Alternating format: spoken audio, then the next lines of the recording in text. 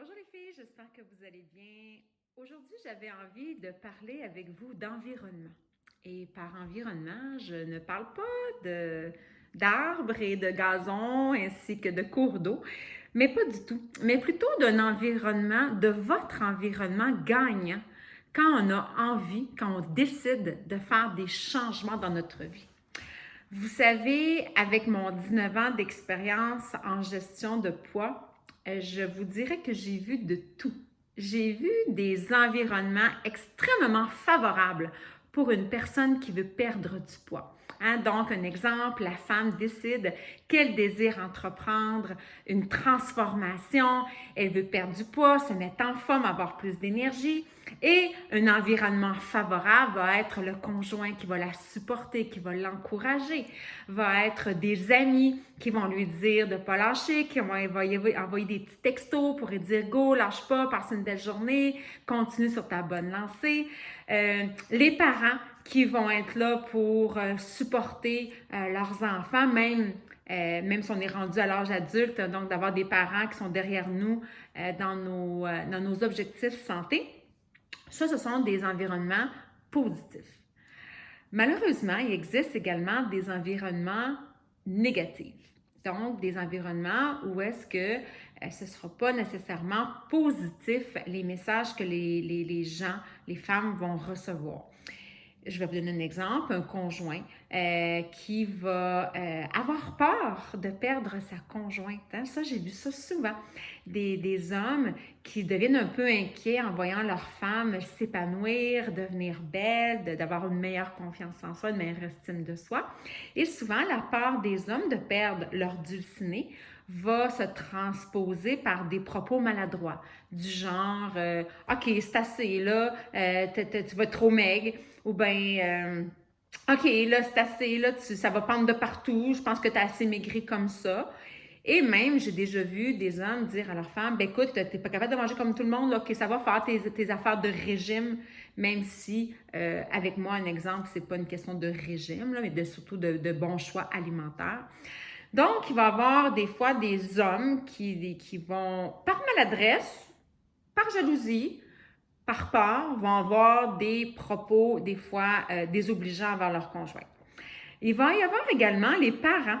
Et ça, j'ai vu ça, j'ai entendu ça souvent, du genre, la femme va manger chez ses parents, puis la maman, elle a fait un gâteau aux carottes, puis la femme dit « Ben non, merci maman, pour cette fois-ci, j'en mangerai pas parce que j'ai décidé de prendre soin de ma santé, parce que j'ai décidé que je voulais bien manger, puis si je mange le gâteau aux carottes, ben ça va m'éloigner de mes objectifs, puis je préfère ne pas en manger. » Et là, tu vas avoir la mère qui va se sentir blessée dans son orgueil de maman, qui va dire, ben là, ça fait de bon sens que tu ne manges pas mon gâteau, puis je l'ai fait pour toi.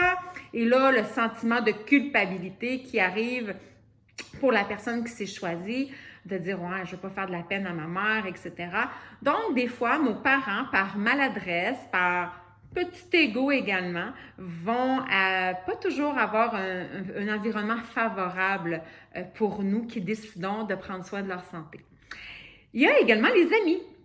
Les amis, souvent, vont avoir des propos du genre « Ben écoute, c'est pas un petit verre d'alcool qui va faire la différence.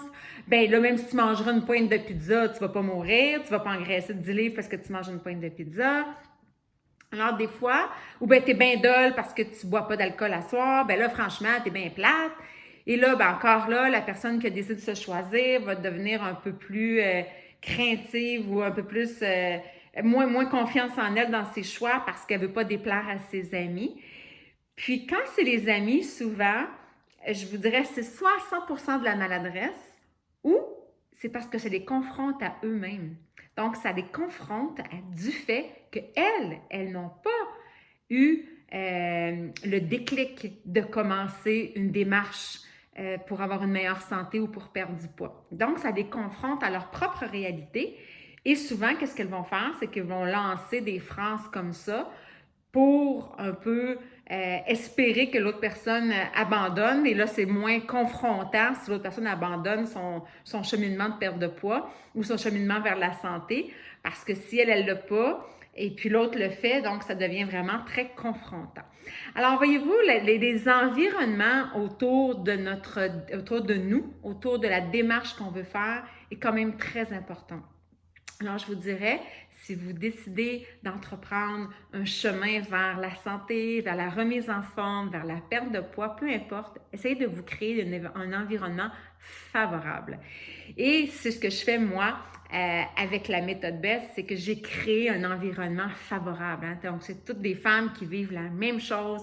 On partage ensemble nos bons coups, nos coups difficiles, les obstacles qu'on rencontre dans une journée, dans une semaine. On partage ça ensemble. On partage des recettes, on partage nos soupers du samedi soir, on s'encourage. Donc, j'ai réussi à créer un environnement favorable pour les femmes pour arriver à leurs objectifs, et ça, même s'ils ont des environnements moins favorables en dehors de notre groupe à nous. Alors voilà, c'était ce que j'avais envie de vous partager aujourd'hui. Alors, si vous avez besoin, si vous avez envie d'un environnement favorable à votre projet de remise en forme, juste me faire signe. C'est avec grand plaisir que je communiquerai avec vous pour voir si je peux vous aider, si la méthode BEST peut être bon pour vous également. Alors voilà,